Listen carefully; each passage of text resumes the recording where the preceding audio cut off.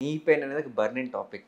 అంటే హ్మ్. మనకి సెల్ఫ్‌గా అనుభవించే పెయిన్ కాకుండా హ్మ్.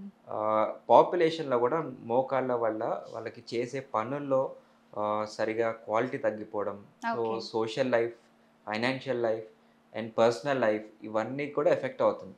హ్మ్. అంటే ఎక్కడైనా బయటికెళ్దాము, పిక్నిక్‌కెళ్దాం, పార్క్‌కెళ్దాం అన్నా కానీ, అమ్మో! మోకాళ్ళ నొప్పులొస్తున్నాయి ఎళ్ళాలా అని ఒక హ్మ్. ఆలోచనొస్తుంది. అది చాలా డేంజర్. ఓకే. ఎందుకు అంటే మోకాళ్ళ నొప్పి ఈజీగా మనం తగ్గించుకోవచ్చు. హ్మ్. అది కారణం ఏంటి? దానికి అండర్‌లయింగ్ రూట్ కాజ్ ఏంటి? సో, దాన్ని ఎలా ప్రివెంట్ చేసుకోవాలి? ఎలా ఓకే. ట్రీట్మెంట్ చేసుకుంటే దాన్ని సులభంగా దాని నుంచి బయటపడొచ్చు. హ్మ్. ఎస్పెషల్లీ యంగ్ అడల్ట్స్‌లో చూసుకోవాల్సిందేంటంటే వాళ్ళకేమైనా హిస్టరీ ఆఫ్ ట్విస్టింగ్ ఇంజ్యూరీ ఉందా? హ్మ్. సడెన్‌గా ట్విస్ట్ అయిందా కాలు? స్లిప్ అయిందా? జారి పడ్డారా? సో, ఇవన్నీ స్పోర్ట్స్ ఇంజ్యూరీస్ అంటాం.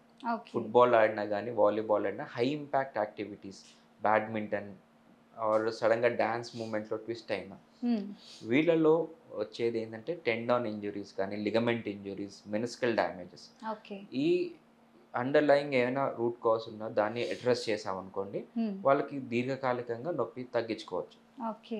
అలాగే ఎక్కువగా చూసేదంటే వైటమిన్స్ సరిగ్గా లోపించిన కాల్షియం ఆర్ విటమిన్ డి ఇవన్నీ లోపించినా కానీ జాయింట్ తట్టుకునే శక్తి తక్కువగా ఉంటుంది.